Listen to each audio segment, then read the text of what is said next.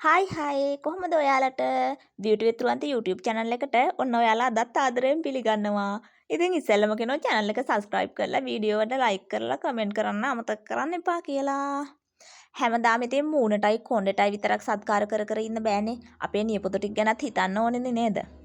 ඉතින් මං අද ඔයාලට අරගෙන ඇවිල්ලා තියෙන්නේ කොහොමද මෙනිකියුර් එකක් කරගන්න එකේ මූලික පියවර ටික කියලා.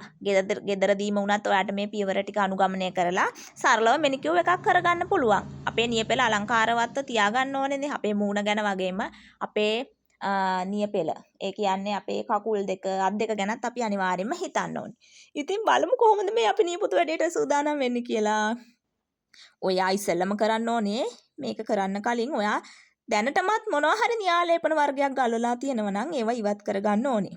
හොඳ නේල් පොලිෂ් එකක්, ක්‍රීමෝ එකක් ආධාරයෙන් මේ න්‍යායලේපන ඔක්කොම ඉවත් කරගෙන ඊට පස්සේ බ්‍රෂ් එකක් ආධාරයෙන් නියපොතු ටික මැද ගන්න ඕනේ. ඊට පස්සේ ඉතින් නියපොතු ටික වේල ගන්නත් අමතක කරන්න එපා. මොකද මේ පිරිසිදු කරගත්ත නියපොතු වේලා ගන්න එක ගොඩාක් වැදගත්. මේ සඳහා ඔයාලට පේපර් ටවල් එකක් භාවිතා කරන්න පුළුවන්. හිමීට ඇගිල්ලෙන් ඇගිල්ල තෙත මාත්තු කරන ගමන් වතුර හොඳින් ඉවත් කරගන්න අමතක කරන්න එපා. ඊළඟට නියපොතු ටික කපන්න. නියපොතු කපනවා කියන එක ඉතින් සාමාන්‍ය දෙයක් නේ. හැබැයි මේ නියපොතු ටික ලස්සනට හැඩයට කපා ගන්න ඕනේ. නේල් කටර් එකක් ආධාරයෙන් මේ නියපොතු ඔයාට අවශ්‍ය හැඩයට, අවශ්‍ය ප්‍රමාණයට, ඔයා කැමති හැඩයට, කැමැත්ත මත කොටු හැඩයට හෝ රවුම් හැඩයට එහෙමත් නැත්නම් ගොඩක් කොටට වුණත් අවුලක් නැහැ කපා ගන්න පුළුවන් ලස්සනට. ඊට පස්සේ ඉතින් නේල් ෆිල් කරගන්න ඕනේ.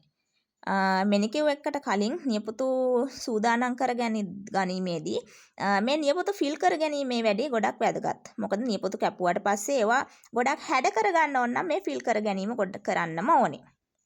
ඊට පස්සේ බෆර් කරන්න. මේ වැඩේදී ඔයාට නේල් බෆර් එකක් වුමනා වෙනවා. ඒක භාවිතා කරන්නේ නියපොතු වල මතු පිට ගොඩක් සුමට කරගන්න. ඒ වගේම අපි න්‍යායලේපන ගැල්වීමේදී හොඳ පෙනුමක් ලබා ගන්න මේ බෆර් කිරීම අත්‍යවශ්‍ය වෙනවා. ඊට පස්සේ කියන්න ඕනේ මේ නේල් කටර් ඊළඟට බෆර් මේ වගේ මෙනිකියුර් ටූල්ස් ඔයාට වෙළඳපොලෙන් මිලදී ගන්න පුළුවන්. ඊට පස්සේ ඉතින් කියුටිකල් ඉවත් කරගන්න ඕනේ.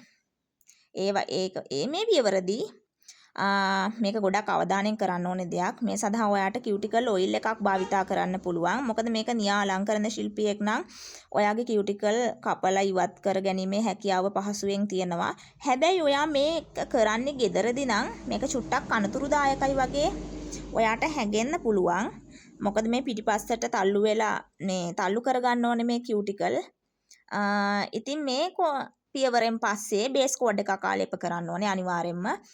න්‍යායලේපන වලින් ඔයාගේ නියපොතු වලට වෙන හානිය වළක්ව ගන්න, නියපොතු ආරක්ෂා කරගන්න, නියපොතු වල තෙතමනේ ආරක්ෂා කරගන්න මේ බේස් කෝඩ් එක ආලේප කිරීම අනිවාර්යෙන්ම වැදගත්.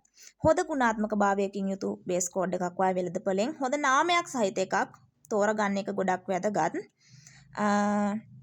බේස් කෝඩ් එක ආලේප කිරීමෙන් පස්සේ ඒක හොඳින් වේලෙන්න අරින්න ඕනේ. ඊට පස්සේ ඉතින් කැමති නේල් පොලිෂ් එකක් ආලේප කරගන්න.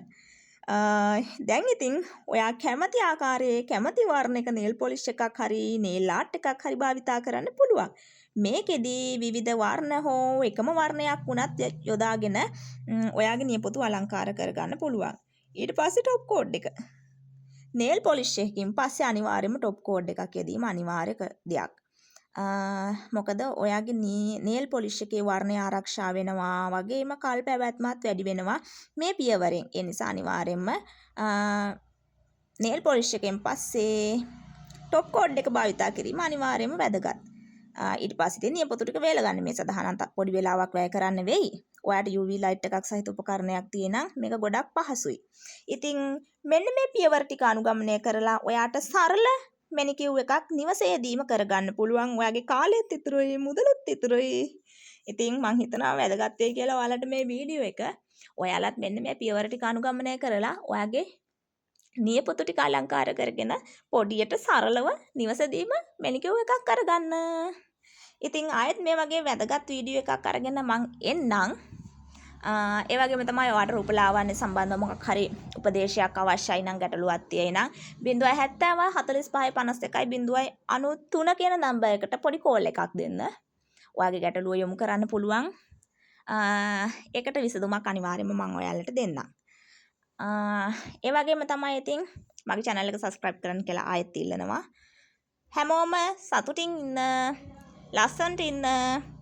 ආයෙත් මේ ලස්සන වීඩියෝ එකක් අරගෙන එන්නම්. ඔයාගේ නියපෙලට, මූණට, කොණ්ඩට ගොඩක් අදගත් වීඩියෝ එකක් ආයෙත් අරගෙන ඉක්මනට එන්නම්.